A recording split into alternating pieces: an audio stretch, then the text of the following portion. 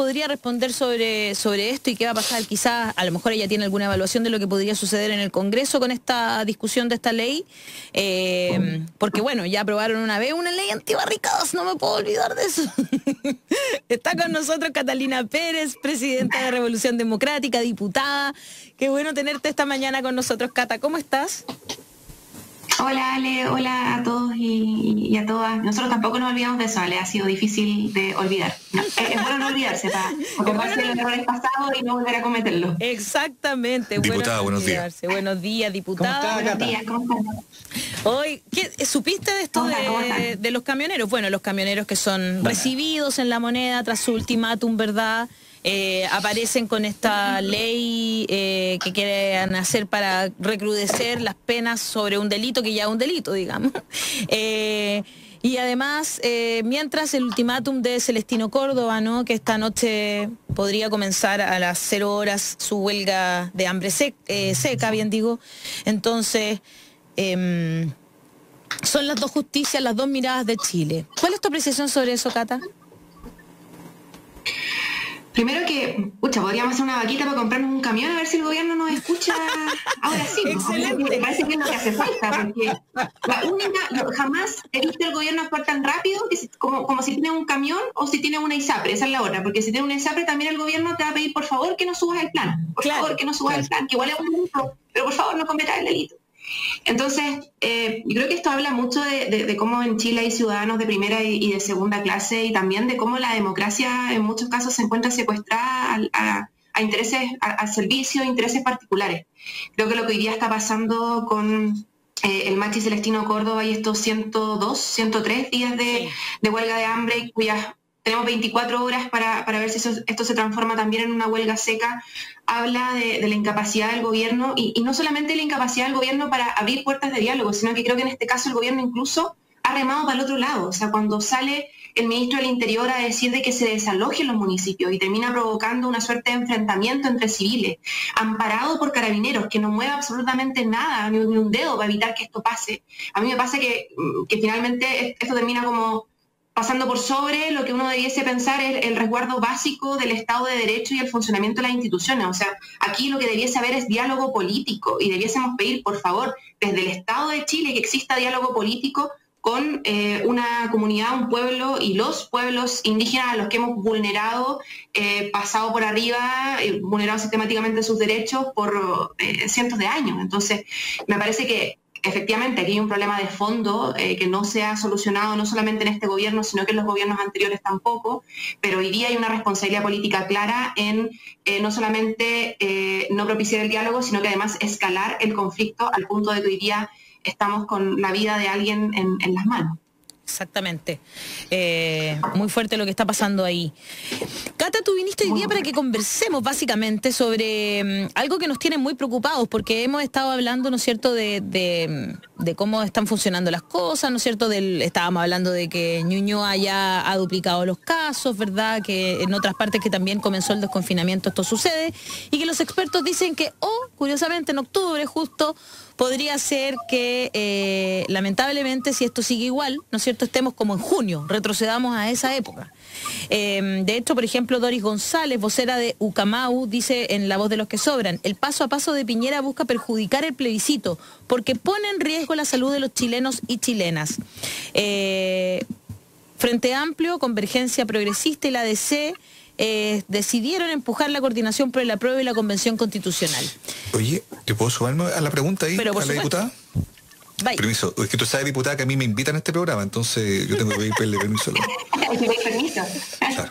Entonces, bueno, hoy día estaba leyendo en el Mercurio que Gabriel Silver estaba un poco arrepentido de haber asistido tan rápidamente a algunas de las propuestas de...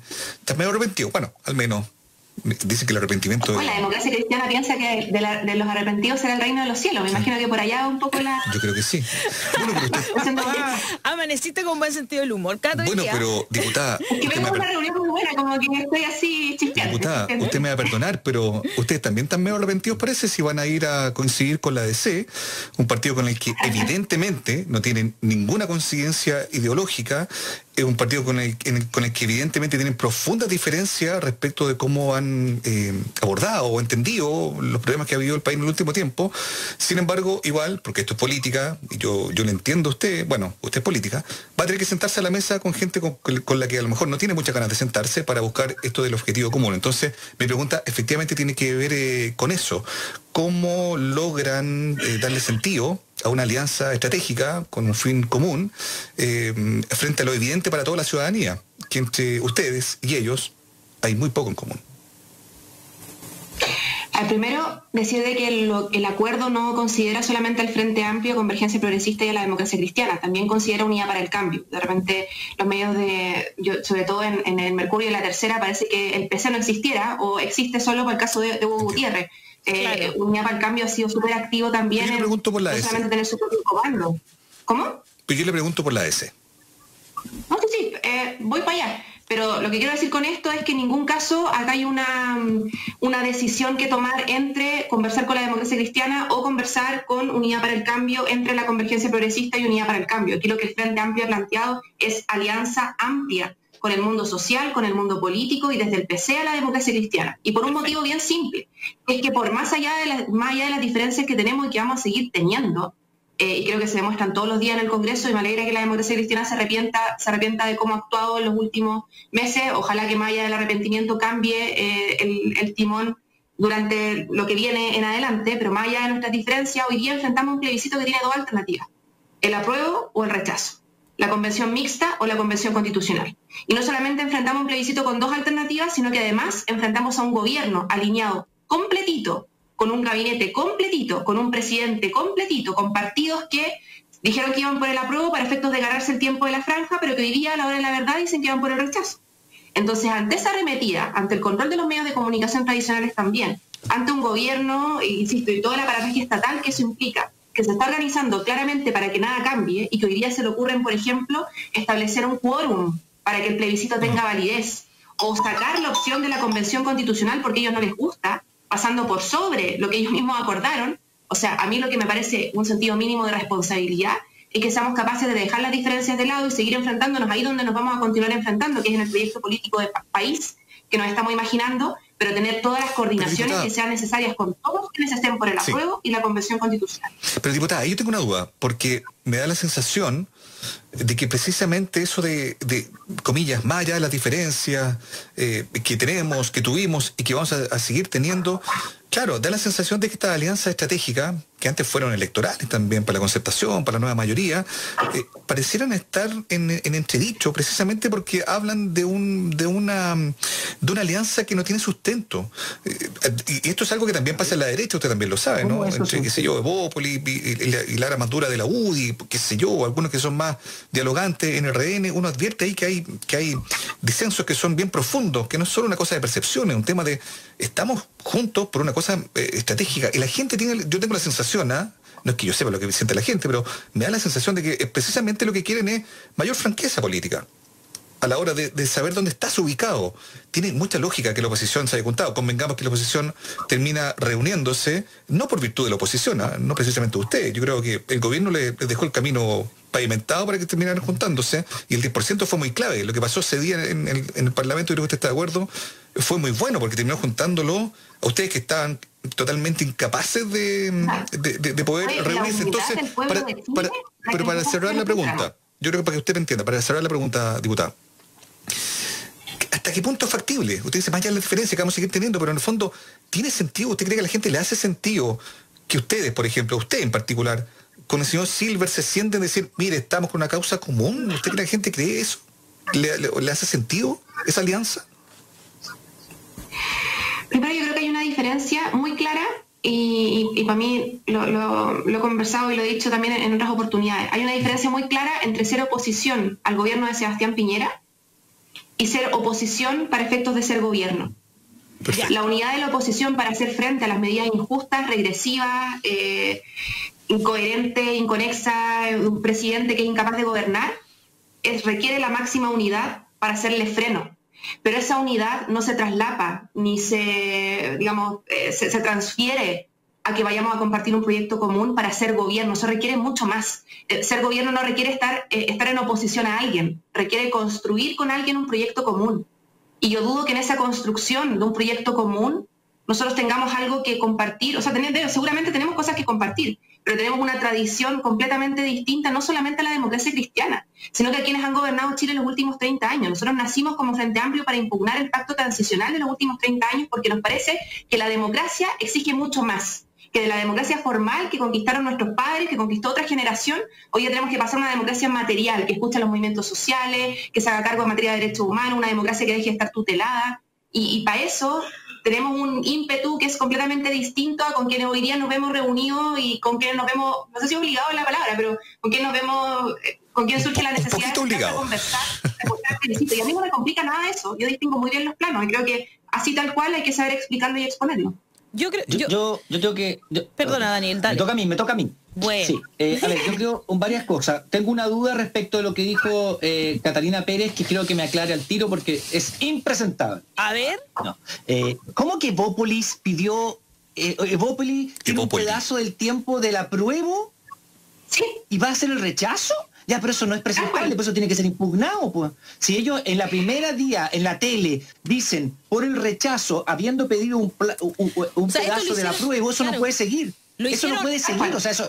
Engañaron a quién, o sea, ya, pero eso al hay que hacerle presentación al Consejo Nacional de Televisión. Sí, ¿no es cierto? Nosotros lo tocamos en la reunión que tuvimos el lunes con todos los presidentes de Partido Unidad para el Cambio, todos los conglomerados políticos. Y lo vimos como ya no sé ni siquiera si fue el lunes, parece que no fue el lunes, fue el martes. Ya, pero son todos los que van por el apruebo. Ese día que nos reunimos, claro, vimos este tema. Y lo vimos porque efectivamente a la hora que se distribuyeron los tiempos, se distribuyeron en función de qué opción adoptaba cada uno y cuántos parlamentarios iban por cada una de las opciones. Y en su minuto, Evópolis señaló y inscribió a los parlamentarios que estaban por el apruebo, y por tanto el tiempo del apruebo se distribuyó considerándolos también a ellos. No te creo. Entonces es súper fácil, porque yo podía haber dicho, no, sabéis que yo estoy por el rechazo, tuve una revelación divina y en realidad me caso con Jaime Guzmán. Me quedo con el tiempo del rechazo y después vuelvo y digo, no, ¿sabe qué? En realidad me acordé era del Frente Amplio, así que no, yo parece que voy por el apruebo y me quedo con tiempo del rechazo. O sea, esa lógica, así de irracional, es lo que hoy día está pasando con los tiempos de la franja, que además son súper acotados. O sea, somos 14 partidos que estamos por el apruebo, versus un gobierno que está súper acoplado, digamos, por el rechazo, más los partidos de tanto Renovación Nacional como Evópolis se dividieron y pidieron tiempo también para el apruebo. Entonces, hubo una reunión de Evópolis donde iban a ver la posición definitiva del partido. Pero sin duda ya hay parlamentarios que dijeron que iban por el apruebo y que hoy día se dieron vuelta a la chaqueta y que nos están quitando tiempo y le están quitando tiempo a la gente de ver representada la propuesta del apruebo y la Convención Constitucional de forma adecuada y proporcional en la franja. Y efectivamente lo que lo que conversamos ese día era analizar, enviar una carta al CNTV para que esto se corrigiese inmediatamente, porque realmente pone en jaque el sistema democrático básico. Nosotros, por ejemplo, los que van por el apruebo, abrieron la posibilidad de que vayan dentro de su campaña movimientos sociales distintos, ¿no es cierto? Agrupaciones, colectivas, etcétera. Y yo pertenezco a una agrupación que se llama Asamblea Feminista Plurinacional y a nosotros nos invitaron, tenemos 20 segundos. En 20 segundos tenemos que ser capaces de... Y eso, no, o sea, y hay segundos van a tener que usar todas que nos está quitando... Sí, ya tenemos... Van a tener que hacer la gran Rosa de Arica. Claro, trabajo. ¿Ah? Justicia. Camiones. Eso vamos a decir. Camiones. Una cosa así. Pero te das cuenta, esa es la primera pregunta que lo que está diciendo Cata es súper heavy. Yo lo encuentro ya, pero... Sí, pues sí es heavy. Se pasaron para ser mentirosos. Son mentirosos. Digámoslo con todas sus letras. Ya, pues hay que denunciarlo. Oye, otra cosa. Pero la segunda, una de las dos. Claro. La segunda pregunta va y en esto yo creo que la Cata lo explicó muy bien, pero es mi posición política, yo la expreso. Cuando la democracia cristiana se fundó, cuando la democracia cristiana fue gobierno, para que te quede claro, Mauricio, porque yo fui demócrata cristiano y por qué me gusté ayer con Claudio Rego, etcétera. Los principios que hoy día imperan son muy similares. La democracia cristiana fue capaz de hacer la reforma agraria. Plantea hoy día una reforma agraria, a ver cómo te echan de la... Pero déjame terminar. Entonces, la democracia cristiana del gobierno del 64 al 70 fue uno de los gobiernos más progresistas en la historia de Chile, del 64 al 70, con todo lo que hizo Eduardo Frei Montalva. Que después se hayan acomodado, que después hayan resuelto que los marianistas, las Soledades, los Burgos, etcétera, hayan renunciado a lo que postulaba Bernardo Leyton, Frei Montalva, etcétera, etcétera, otro cuento. Porque y lo que te quiero decir es que en lo profundo, si tú lees los principios... Que no es otro cuento. No, pues que bueno, déjame terminar. En los principios de la... Entonces, hoy día también yo he hablado con ellos. Porque yo te dije alguna vez que yo he conversado desde la DC hasta el PC para ver qué piensan del futuro de Chile. Me tomé esa libertad, no tengo ni una derecho a hacerlo, pero lo hice igual. Y conversé con el PP, conversé con el PC, con varios dirigentes del PC, conversé con la DC. Di la verdad, estás decidiendo con cuál vas a ir, por cuál vas a ir de candidato, eso es todo. También. Pero en eso fui honesto y quise saber qué pensaban todos. Y conversé con cada uno de los partidos políticos, de fresco que soy, de patudo, porque no tengo ni un derecho a hacerlo. Y en el fondo, ninguno tiene tanta diferencia. Mauricio, escúchame, mírame. Los escucho, los miro, los sigo, brilla el sol de nuestra juventud. No, señor, no estoy diciendo eso, por favor. No, era ese el himno de la democracia cristiana. Sí, ese era el himno. El tema que usted, señor Stingo, olvida una cosa. Esta gente que usted señala hoy día, que dice que es una historia distinta, también fue joven. Fue parte de la democracia cristiana. Y eso daba un análisis distinto. Y por eso mi pregunta a la diputada, que está observando este debate entre nosotros, es precisamente eso. Se van a sentar a esa mesa. Pero yo creo que Cata... Yo no estoy diciendo que no tengas razón, Mauricio. Pero ¿sabes qué? No estoy diciendo que no tengas, Mauricio, al día de hoy. Daniel y Mauricio, finalmente creo que lo que está diciendo Cata es que no están haciendo un acuerdo, y eso es lo que yo entiendo, no sé si estoy mal, Catalina, no están haciendo un acuerdo para hacer un gobierno, para llamar a la gente a votar por ellos, no, pero es una unión que tiene que ver y solo tiene un fin, y ese fin es enseñarle a la ciudadanía qué significa el apruebo, porque hay que cambiar la Constitución, me imagino, y también explicar por qué hay que votar convención constitucional, Cata, porque resulta que aquí está la embarrada con esto que quede la UDI, que está pidiendo esto del Congreso Constitucional. ¿Cómo ves tú esta...? Se basaron con esa. Espero esa fue buena. Es muy negativo. Después de privatizar Codelco, esa fue buena. Después, Codelco y TVN. Codelco y TVN. Es que esa fue muy buena. Lo del Congreso es que en el fondo, para que sea el mismo Congreso que está ahora, hay que haga No, te pasaste. Algo que ya se puede hacer técnicamente. Claro. No, pero es el próximo Congreso, dijeron. Ya. Claro. Lo elegido a partir de noviembre. ¿Cómo ves tú eso? Claro, y como que dicen que a propósito de eso tendría alguna legitimidad. Yo creo que primero la UDI desconoce cualquier principio básico de ciencia política en términos de estamos hablando de un proceso constituyente, porque si hablamos de un proceso constituyente, hablamos de que el pueblo, el ejercicio de la soberanía, el que escoge representantes con el mandato único y exclusivo de redactar una constitución. Es el poder constituyente originario, que se opone, o que es súper distinto al poder constituyente derivado, que es el legislativo. Entonces es como mezclar peras con manzanas cuando uno habla de un proceso constituyente, y eso es lo que la UDI nunca ha entendido. Entonces cuando dicen, ¿pero por qué no puede ser el Congreso? Puta, no, porque legislar es un ejercicio completamente distinto a crear un pacto social. La legitimidad de la legislación emana de una constitución. Entonces, hay un problema de entendimiento de lo que estamos hablando. Respecto a lo mismo de cómo, de la manera curiosa en que advierten ellos la democracia, ¿qué le parece a usted esta propuesta de Francisco Chaguán, senador de RN, que básicamente lo que propone él es anular el resultado del plebiscito del 25 de octubre en caso de que la participación sea menor al 50% del padrón electoral? Ahora, si fuera esto retroactivo, nos haría un gran favor, porque Piñera tendría que salir de la moneda, pero bueno, en fin, se lo pregunto a usted, ¿qué le parece? No, y además que, o sea, primero a mí me parece que todos estos son manotazos de ahogado, que de repente uno no lo dice porque está como un poco sobre la mesa, es como el elefante blanco gigante que estamos viendo en la habitación, que el apruebo va a ganar la convención constitucional, y en el fondo están tratando de salvar los muebles como sea. Y yo, hay algo, cuando uno conversa de esto genuinamente con alguien de la UDI, los de la UDI te dicen, sí, pero es que en realidad tenemos que apelar también a la derecha de Kast, para que casi la extrema derecha no se terminen llevando todo, y nosotros tenemos que fortalecer nuestro discurso conservador. Y es como, oye, ¿de verdad piensan que Chile va avanzando hacia allá? O sea, ¿cuál es la lectura país que están teniendo para pensar que propuestas tan ridículas como esta tienen algún sentido en algún aspecto o en alguna base social. Entonces, bueno, primero decir que estos manotazos de ahogado creo que no se justifican bajo ningún punto de vista, y los dos manotazos de ahogado que hemos visto es tratar de eliminar la Convención Constitucional de la papeleta, una ridiculez por donde lo mires, o sea, es como si yo quisiera eliminar la opción que no me gusta, no quiero que esté nomás. Y segundo, lo de darle legitimidad al proceso en función de la gente que participe. O sea, esto lo conversamos el 15 de noviembre porque nosotros pedíamos que hubiese voto obligatorio para el plebiscito. Cierto. El de entrada y el de salida. Y ellos no quisieron. Claro. No quisieron que hubiese voto obligatorio, como no quisieron antes que hubiese voto obligatorio y que cambiásemos la legislación, porque también después pusimos un proyecto de ley a efectos de que todas las elecciones volviésemos al voto obligatorio. ¿Por qué? Porque la abstención electoral sabemos a quién le sirve. La abstención le sirve a la derecha. Entonces, yéndose además de un elemento que le sirve a la derecha, querer que el plebiscito tenga legitimidad en función de cuánta gente va a votar. Oye, si la gente no va a votar por años de desapego de la política, de los intereses de las clases populares de nuestro país, o sea, cuando la política le ha llevado un pan a la mesa a la gente.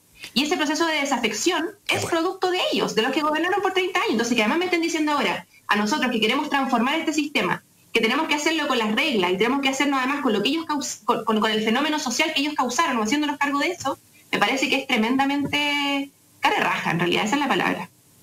Es profundamente antidemocrático también. Perdón, Ale, un breve apunte sobre lo que propone Chaguán, porque ya digamos que lo de la UDI puede ser un poquito más exótico, y el exotismo no es malo en política, pero lo que propone Chaguán, esto de poner en cuestionamiento el resultado de un proceso eleccionario, ojo con eso, independiente de lo que se esté votando, porque acá, ojo, también yo creo que siempre volvemos atrás y es bueno decirlo. Usted vaya a votar como quiera. Aquí esta cuestión es democracia. Que si gana el rechazo, bueno, está bien, habrá que aceptarlo y seguiremos como estamos. Y bueno, habrá nuestras maneras de ir abordando contenidos que son urgentes para la gente. Aquí termino rápido, solo que me parece que es profundamente antidemocrático, porque en el fondo, y lo digo como chiste, pero si empezáramos a revisar de verdad el tema de la representación de nuestros políticos como usted, diputado, tanto otros, digo, y empezáramos a mirar realmente frente al padrón electoral cuánta gente votó, chuta, yo creo que se quedarían como 2 personas en el Congreso. Oye, y yo solamente quería hacer otro apunte de eso, que bueno, si la gente puede ir al supermercado, puede ir a la AFP justamente, puede ir al banco, puede ir a la farmacia, ¿por qué no va a poder ir a votar? Usted pregúntese eso en su casa cuando piense en ir a votar, porque lo único que yo creo que le pediría a las personas ir a votar sería pensar que en alguna cosa sanitaria y que se entiende, ¿no es cierto? Yo creo que acá lo que nosotros le pedimos a los políticos es que estén a la altura para que justamente le mostremos a la opinión pública, ¿no es cierto?, que ir a votar va a ser con los resguardos necesarios para la salud de todos los chilenos y chilenas. Y lo otro... No puedo dejar de preguntarte, Cata, tengo que irme a pausa, pero no puedo dejar de preguntarte por los tweets, esos que la verdad que no los dejan muy bien como oposición, esto de que ayer empezaron a agarrarse por Twitter, Garín, Boric, Pamela Giles, etcétera. Habría que avisarle a los honorables que ya salieron del colegio, ¿no? Sí, claro. De acuerdo. Completamente de acuerdo.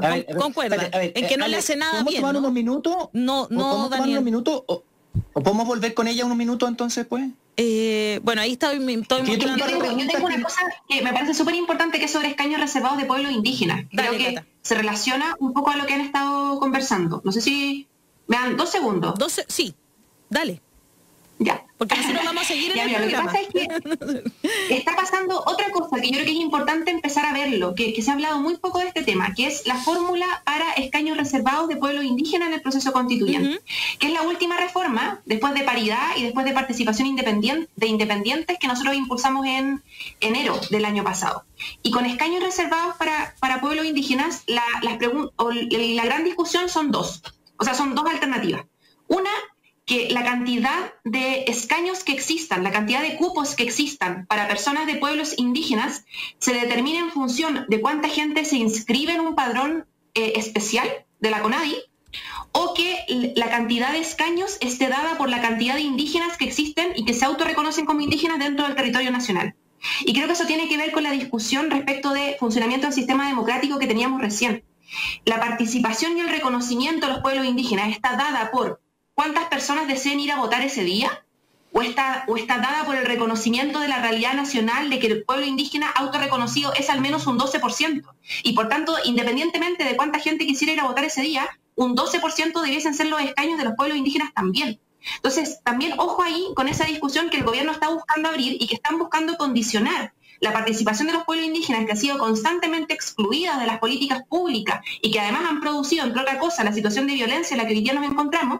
Están buscando condicionarla a esta inscripción en un padrón, cuando el reconocimiento de la realidad es evidente y la participación política y el reconocimiento no debiese estar condicionado por factor alguno. Entonces, esa es una discusión que se viene en las próximas semanas. El gobierno ya anunció que iba a presentar una indicación en este sentido y nos va a tocar defender con todo un porcentaje de escaños que no obligue a alguien que no quiere hacerlo a inscribirse en un padrón del Estado de Chile que los ha vulnerado no solamente en los últimos 30 años, sino que por cientos de años. Entonces, ese debate respecto de cómo se representa la sociedad para efectos de construir esta convención constitucional me parece que es trascendental en lo que viene y en la legitimidad del proceso y de la nueva constitución que vamos a tener. Diputada, tengo una propuesta que hacerle porque resulta que tengo que ir a la pausa sí o sí. Eso por los tiempos de los medios de comunicación.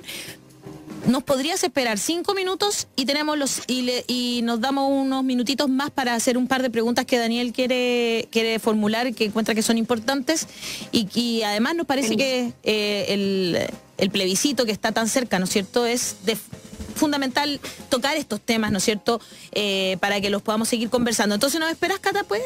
¿Sí? Lo espero, ningún problema. Vamos a la pausa nomás. Vamos a la pausa entonces, aquí en televisión, en redes sociales, nos vamos a la pausa. Catalina Pérez, diputada de Revolución Democrática, nos espera unos minutos y acá en la radio, en la 94.5 Radio USACH, nos vamos con música.